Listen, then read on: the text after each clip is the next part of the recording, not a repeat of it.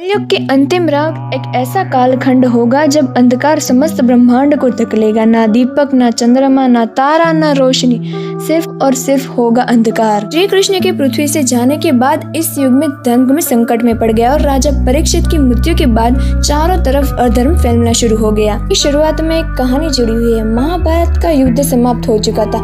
पांडवों ने अपना जीवन त्याग कर हिमालय की ओर जा रहे थे। हस्तिनापुर की गद्दी अर्जुन के पुत्र परीक्षित के हाथों में थी।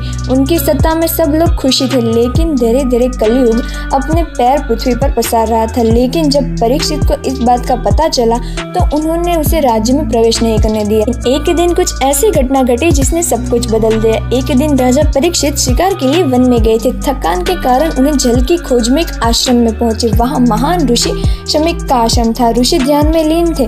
राजा ने बार बार जल मांगा, लेकिन ऋषि ने उत्तर नहीं दिया कि वे उनका अपमान कर रहे हैं। राजा ने गुस्से में आकर मरा हुआ सांप ऋषि के गर्दन पर रख दिया।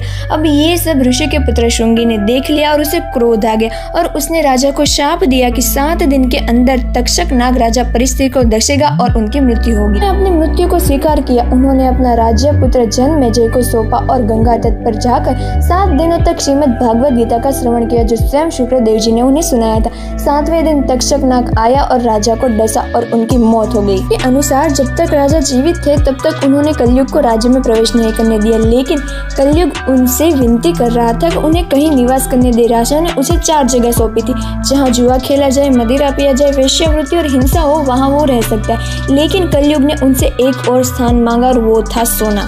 जानते हैं, पैसा और सोना कुछ भी करवा सकता है और राजा ने इसकी अनुमति कलयुग को दे दी। लेकिन जैसे ही राजा की मृत्यु हुई, कलयुग हर जगह फैलना शुरू हो गया। धर्म पर अधर्म बढ़ने लगा। कहते हैं कि जब कलयुग अपनी चरम सीमा पर होगा तब पृथ्वी पर अन्न की अत्यंत कमी होगी और चारों तरफ सिर्फ विनाश ही विनाश होगा। कहते हैं कि कलयुग का अंत करने आएंगे भगवान विष्णु के अवतार यानी कि कल्कि अवतार। और ऐसे इन्फॉर्मेशन के लिए जुड़े रहे हमारे चैनल के साथ।